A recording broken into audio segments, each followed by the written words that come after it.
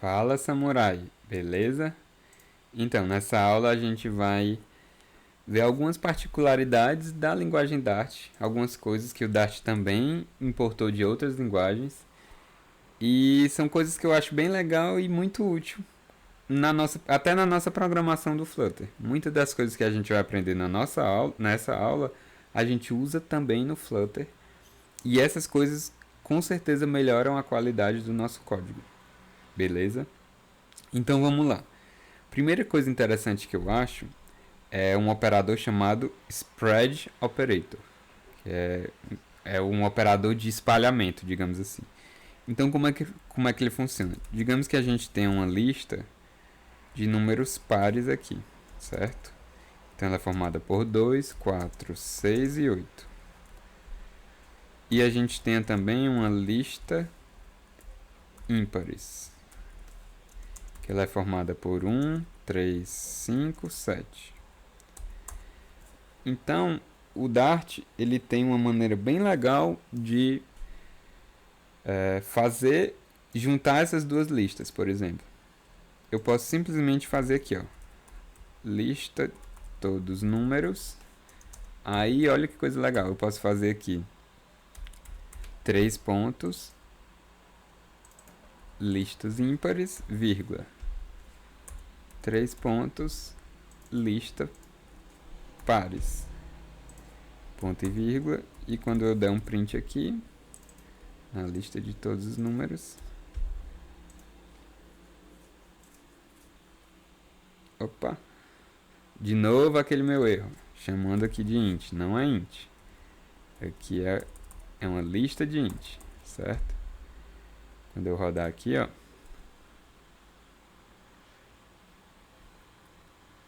demorando um pouquinho, mas olha o que ele fez. Ele juntou tudo, beleza? O que é que exatamente está acontecendo aqui? Ele está pegando, ó, a lista de ímpares, que é esse array aqui, e está espalhando esses caras bem aqui, ó. Então ele está pegando esses caras, copiando e jogando aqui, ó. Jogando o 1, depois o 3, depois o 5, depois o 7, e aí vírgula, e depois jogando os pares, ó, que é exatamente o que está acontecendo aqui. 1, 3, 5, 7 e depois coloca os pares. Eu poderia vir bem aqui e colocar um 12, um 18, nenhum problema. Ele vai colocar no meio desses caras aqui, ó. O 12 e o 18, nenhum problema. Esse exemplo que eu dei, ele é um exemplo um pouco mais complexo, mas eu posso fazer... Ó, deixa eu apagar aqui. Digamos que eu tenho uma lista de números, lista de pares, e eu posso fazer uma cópia da lista. E para fazer uma cópia, é só eu fazer um spread nesse meu cara. Então, se eu der um print aqui, na minha cópia, ele vai ter exatamente os mesmos elementos da minha lista original, mas ele vai ser uma cópia. Então eu posso mudar esses elementos aqui que eu não vou mudar na lista original, porque eu só fiz copiar os elementos para dentro utilizando o meu operador spread. Eu falei do spread operator nos arrays, mas eles funcionam exatamente da mesma maneira nos maps. Então, digamos que eu tenho aqui o meu mapa 1. Ele tem uma chave 1 com o valor 1 e tem uma chave 2 com o valor 2. E eu tenho aqui o meu mapa 2 e eu posso dizer que ele é um spread do meu mapa 1 mais a chave 3 com o valor 3. Ponto e vírgula. E se eu imprimir o meu mapa 2 e eu imprimir aqui, ele vai ter feito o spread desses dois caras, ó. Opa, aqui chave 1 não, né? Chave 3. Ó, ele faz o spread desse chave 1, chave 2 e adiciona o chave 3. Então isso é bem legal quando a gente está trabalhando com objetos. Às vezes a gente precisa fazer esse spread. Beleza? Outro método bem legal. Digamos que eu tenha uma string aqui. Minha string. Certo? Obviamente a string ela guarda dados do tipo string. Mas você veja que eu não inicializei essa string. Então, se eu der um print aqui na minha string, ela vai estar com o valor nulo.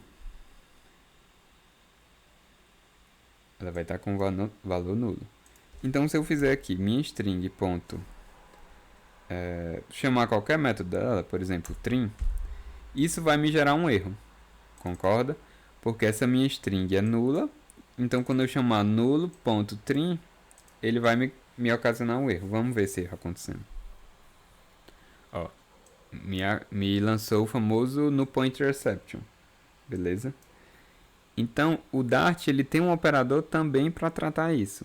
É um operador chamado de nullAware, ou também chamado de safe_operator, que é basicamente, basta eu colocar uma interrogação aqui, e você vai ver que ele não vai mais dar erro. Ou seja, eu tornei o meu código mais seguro. O que ele está fazendo aqui?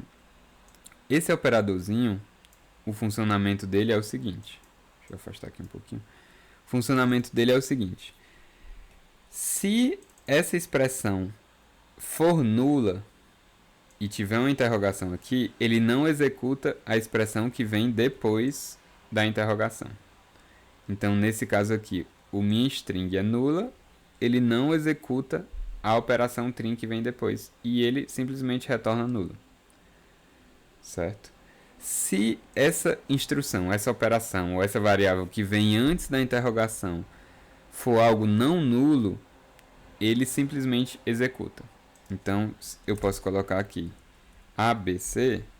Se eu colocar ABC, ele vai retornar e vai executar isso tranquilamente. Ó, ele executa ABC. Por que ele executou isso? Porque minha string não é nula. Então, esse safe operator ele é bem legal. Às vezes, quando a gente quer prevenir, a gente não sabe se algo pode ou não ser nulo, a gente acaba utilizando ele e a gente garante que a gente não vai ter aquele erro chato de nullPointerException. Beleza? Outro operador legal.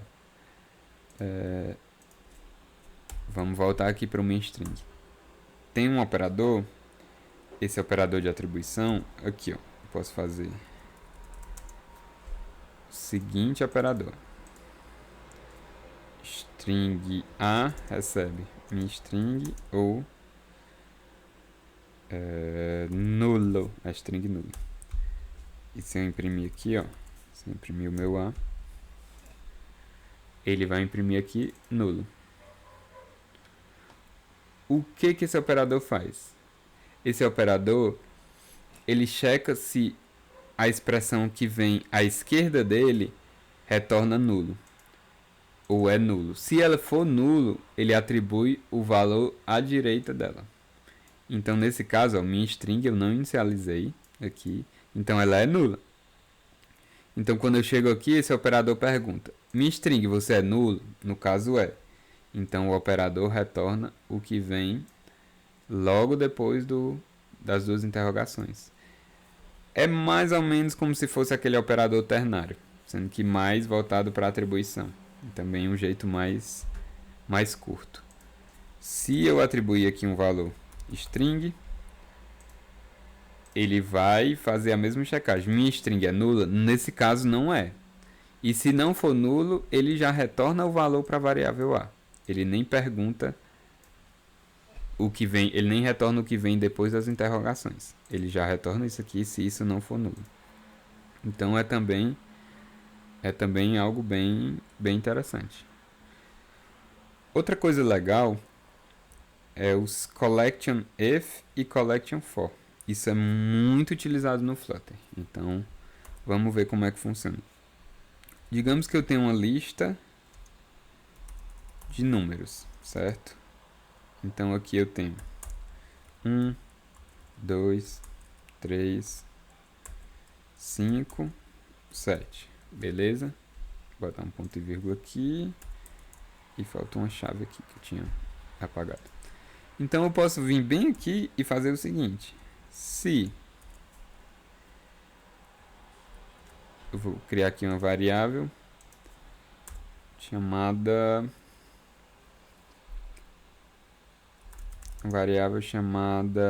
meu número. Meu número recebe 2. Beleza? Meu número recebe 2. Então aqui eu posso fazer, ó, se meu número igual a 2, na verdade 4, vamos fazer 4 para ficar legal aqui o meu exemplo. E eu vou pegar esse cara e vou botar depois do 3. Ó, aqui eu vou fazer, se o meu número igual a 4, retorne 4. Posso fazer desse jeito, certo? E quando eu imprimir os meus números,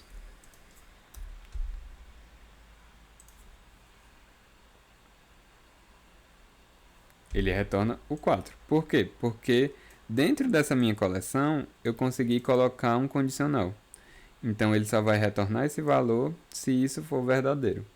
Como o meu número eu declarei aqui é igual a 4, então 4 é igual a 4, ele retorna 4, coloca o 4 aqui dentro do meu array.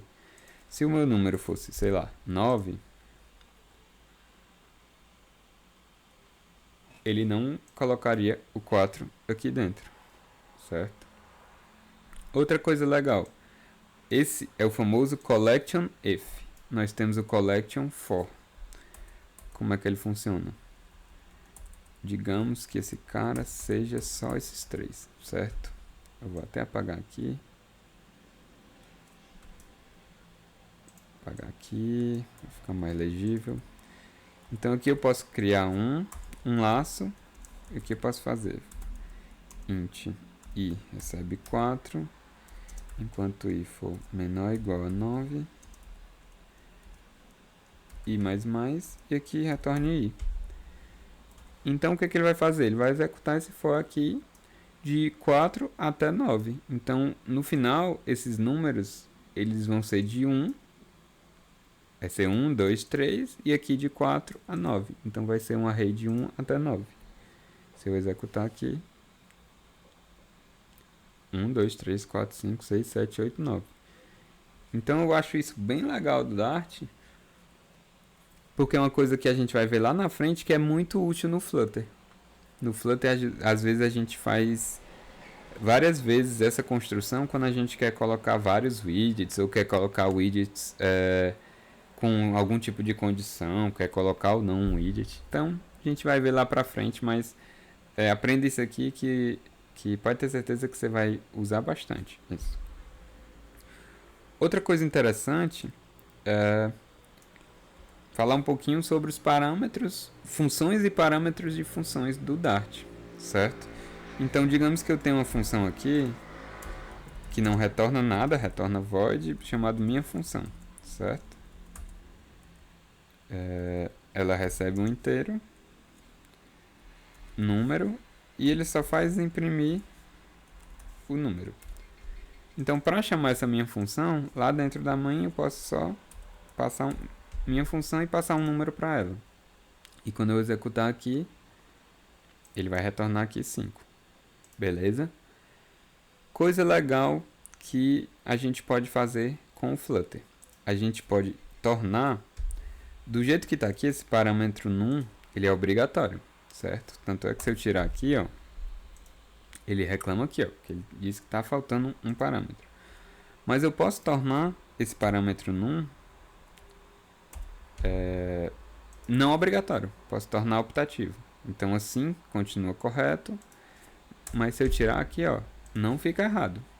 Por quê? Porque eu disse que esse num ele é optativo. Se eu rodar aqui, ele vai imprimir nulo, porque eu não passei nenhum valor para minha função. Então basta colocar esses colchetes para eu tornar um parâmetro optativo ou não. E eu posso misturar. Eu posso colocar aqui um obrigatório e um optativo. No caso, ele vai reclamar aqui do obrigatório. Eu posso passar 5 como obrigatório e 7 como num. E ele vai imprimir aqui o 7. bem legal, bem sucinto. Mas uma coisa mais interessante que eu acho é que a gente pode tornar esses parâmetros nomeados, que ao invés do colchete a gente usa as chaves. Então, o que eu estou dizendo aqui? Eu estou dizendo que esse meu primeiro parâmetro, ele é, na verdade, que esse parâmetro, ele é o parâmetro A, e esse parâmetro é o parâmetro num. Vou chamar de num1 e num2 para ficar melhor de entender. Então, eu estou nomeando esses parâmetros. Então, quando eu for passar eles para a função, eu tenho que dizer qual é qual. Então, eu faço num1 recebe 5 e num2 recebe 8. Ó, então, e aqui no caso é num1. Vou imprimir o num2 também. Ó, então eu disse que o meu parâmetro num1 é o 5, que ele vai imprimir primeiro, e o num2 é o 8, que ele vai imprimir segundo. Isso é legal, às vezes, quando a gente tem, por exemplo, funções com muitos parâmetros. Aí você não tem que ficar decorando a posição de cada um. Você torna eles nomeados e trata os parâmetros pelo nome. O legal é porque quando você nomeia os parâmetros, essa ordem não importa. Eu posso chamar, por exemplo, num2 primeiro. Não tem nenhum problema.